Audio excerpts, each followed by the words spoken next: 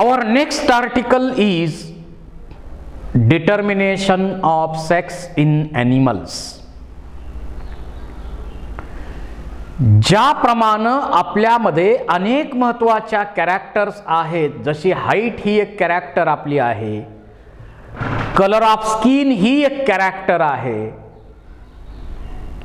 Facial appearance ही एक character आहे, अशा कितीतरी कॅरेक्टर्स आपल्यामध्ये आहेत. तशीच आणखी एक महत्त्वाची कॅरेक्टर म्हणजे sex.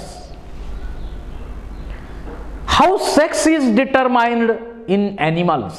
Who is responsible for determination of sex in animals? आणि यासाठी सेक्स डिटर्मिनेशनच्या कोणकोणत्या मेकॅनिझम आहेत याचा स्टडी केला. त्यामध्ये पहिली मेकॅनिझम आहे XY type of mechanism. In this mechanism, female is homogametic. That means female produces only one type of eggs. एकाच टाइपचे एग तयार करणार. All gametes containing X chromosome only in female. While male is heterogametic, that means male produces two types of sperms. 50% sperms are X containing and 50% sperms are Y containing. Even Drosophila मध्ये सुद्धा XX आणि XY mechanism आहे. Even human आपलं example सुद्धा हेच आहे, XY type of mechanism. आता कोणतीही मेकॅनिझम घ्या, त्या मेकॅनिझम मध्ये जो कोणी हेटेरोगॅमेटिक असतो तो सेक्स डिटर्मिनेशन साठी रिस्पॉन्सिबल असतो. जो होमोगॅमेटिक आहे तो एकाच टाइपचे गॅमेट बनवणार.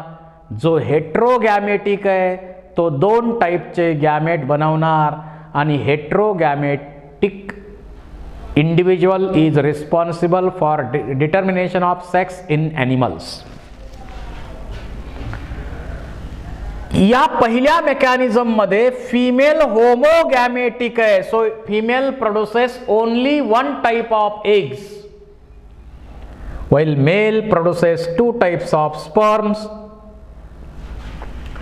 So in this mechanism, female produces all gametes containing X chromosome, while male produces X and Y types of sperms. XX, XY. So in this mechanism, male is responsible for determination of sex. आता ड्रॉसोफिलाचा विचार करूया. या ड्रॉसोफिलामध्ये genic balance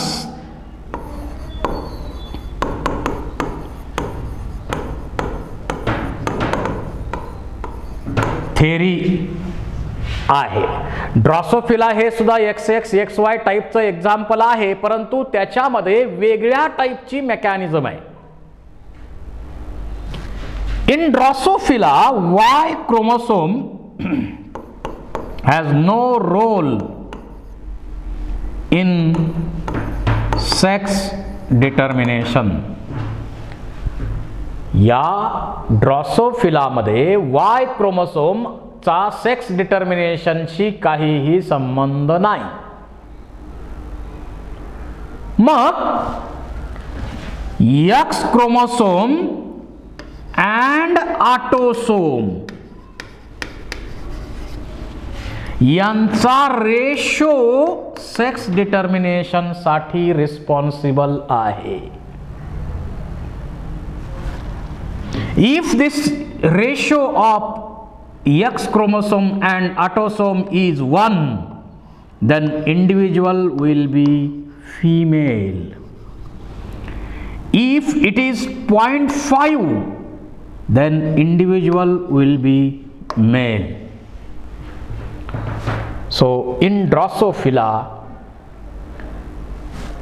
ratio of X chromosome and autosome is responsible for sex determination. This is one mechanism. Then second mechanism of sex determination is ZWZZ mechanism किंवा XY-XX mechanism. Symbol वेगवेगळे वापरले जातात. Birds मध्ये अशा टाइपची मेकॅनिझम आहे. In this mechanism female is heterogametic. It produces 50% eggs containing Z and 50% gametes containing W. While male is homogametic, that produces only one type of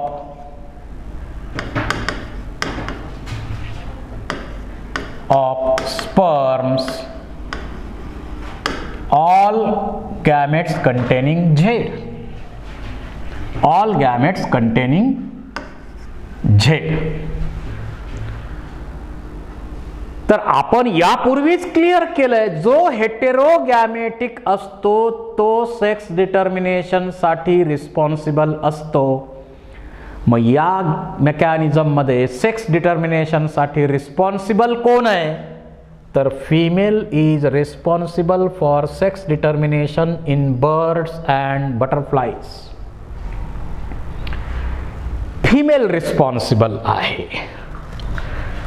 Then one more mechanism, XXX0 mechanism. या mechanism मध्ये सुद्धा female कशी आहे? Homogametic. Produces all eggs containing X chromosome. आणि male कसा आहे? 50% sperm जे असतील ते X containing and 50% sperm without X,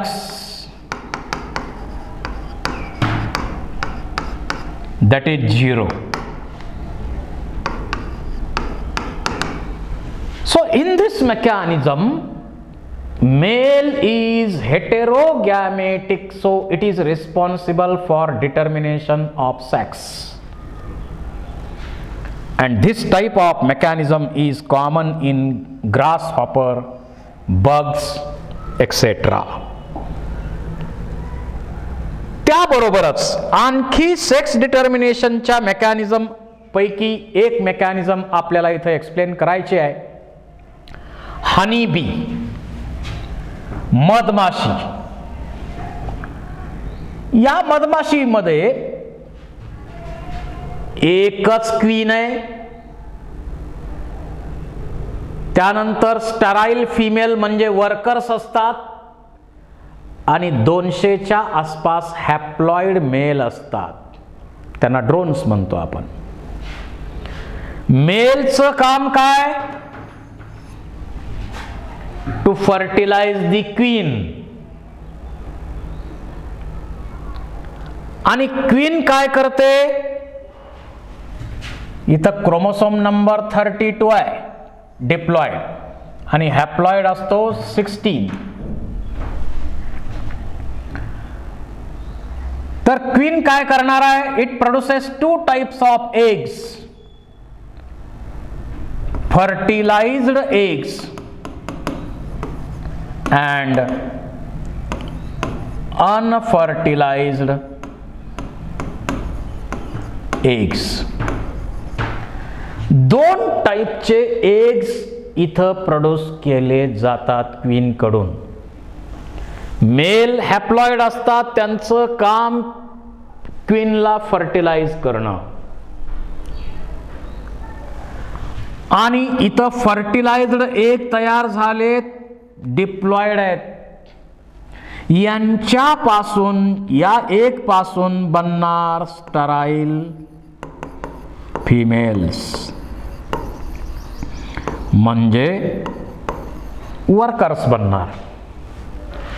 आणि अनफर्टिलाइज्ड एग जे आहेत त्यांच्यापासून बनणार हॅप्लॉइड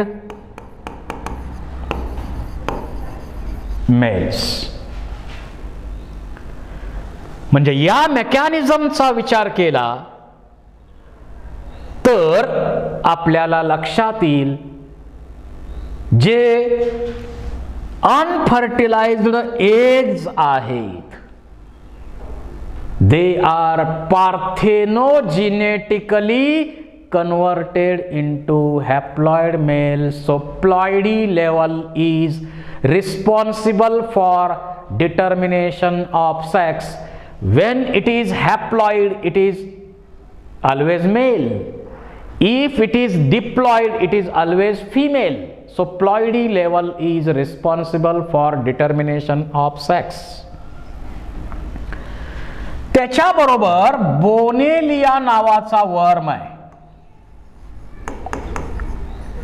या वर्म मध्ये एन्व्हायरमेंट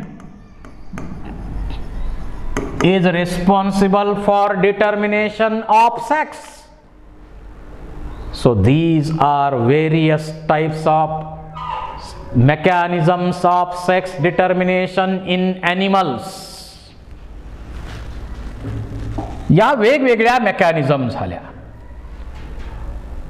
आता यापैकी एक मेकॅनिझम म्हणजे आपली सेक्स डिटर्मिनेशनची मेकॅनिझम आपल्याला स्टडी करायची आहे. Mechanism of sex determination in human. इथं जर पाहिलं तर मेल कसा असणार आहे, 44 autosome plus XY male XY.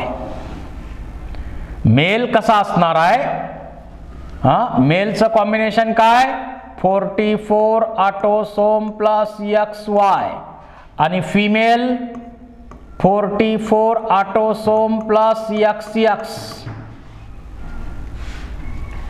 Mail produces, male कसा आहे, हेट्रोगॅमेटिक आहे. It produces 2 types of sperms, 50% sperm containing 22 autosome plus X and 22 autosome plus Y. While female produces only one type of eggs like 22 autosome plus X. Only one type. Then 44 autosome plus XX, that is female individual, and 44 autosome plus XY, that is a male individual. So in this mechanism, Y chromosome, heterogametic male is responsible for determination of sex. जो कोणी हेट्रोगॅमेटिक असतो तो sex determination साठी responsible असतो, हे पूर्वी आपण सांगितलंय. आणि ह्यूमन मध्ये मेल हेट्रोगॅमेटिक आहे, त्यामुळं मेल सेक्स डिटर्मिनेशन साठी रिस्पॉन्सिबल आहे. हे आर्टिकल आपल्यामध्ये पूर्वीपासून सिलेबसमध्ये ठेवण्याचा उद्देश गव्हर्नमेंटचा काय, आजही आपल्या समाजामध्ये भरपूर गैरसमज आहेत, अंधश्रद्धा, रूढी परंपरा आहेत. तर पूर्वीच्या काळामध्ये ग्रामीण भागामध्ये विशेषतः मुलगी झाली की जबाबदार फिमेलला, मुलगी झाली की जबाबदारी फिमेलची, अशा प्रकारे समज होता.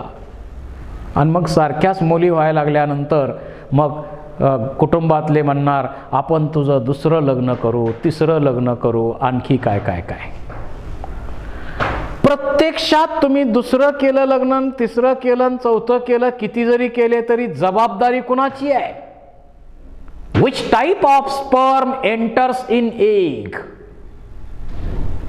X कंटेनिंग स्पर्म आत एंट्री करत असेल तर डेफिनेटली ते चाइल्ड कसं असणार आहे, फिमेल असणार आहे. आणि Y कंटेनिंग असेल तर मेल असणार आहे. So male is responsible for determination of sex in human. This is the reality. पण समाजामध्ये मस्क्युलाइन पॉप्युलेशन आहे आपल्या देशाचं. तसं तर नेचरनं सेक्स रेशो जगाचा 1:1 मेंटेन केलाय. पण इंडियामध्ये इलिटरसी, मिसकन्सेप्शन, मिथ्या भरपूर असल्यामुळं प्रत्येक कुटुंबाला मेल बेबीची ॲफिनिटी जास्त. का? वंशाचा दिवा. आता हा दिवा लावला यानं तर चांगलंच आहे आणि टेंबा लावला तर काय करणार. त्यामुळं जन्माला येणारं मूल मेल आहे का फिमेल आहे याला काही अर्थ नाही. या दोन्हीपैकी नक्की आहे हे महत्वाचं आहे. आत्ता समाजामध्ये थोडासा बदल होत चाललाय. आणि मग अशी मानसिकता असल्यामुळं, वंशाचा दिवा ही मानसिकता मेलच्या बाबतीत असल्यामुळं ॲबॉर्शनचं प्रमाण, सेक्स डिटर्मिनेशनचं प्रमाण मोठ्या प्रमाणावर भारतात होतं. आज ते कमी झालं आहे कारण गव्हर्नमेंट ऑफ इंडियाने त्याच्यावर कडक लॉ अप्लाय केलेले आहेत. खरं तर फर्टिलायझेशनच्या प्रोसेसमध्ये कोणता स्पर्म आत एंट्री करतो त्याच्यावरनं सेक्स डिटर्मिनेशन अवलंबून आहे. X कंटेनिंग स्पर्म जातो का Y कंटेनिंग जातो हे कुणीही ठरवू शकत नाही. त्याच्या बाबतीत सुद्धा मुलगा व्हायचा असेल तर असं करा, मुलगी व्हायची असेल तर असं करा, अशा अनेक अंधश्रद्धा समाजामध्ये प्रचलित आहेत. परंतु वस्तुस्थिती अशी आहे, कोणता स्पर्म एग मध्ये एंट्री करतो त्यावर सेक्स डिटर्मिनेशन अवलंबून आहे. X कंटेनिंग स्पर्म एंट्री करत असेल तर 100% फिमेलच असणार. Y कंटेनिंग एंट्री करत असेल तर 100% मेल असणार. So male is responsible for determination of sex in human. Sex डिटर्मिनेशनच्या प्रोसेससाठी मेल रिस्पॉन्सिबल आहे.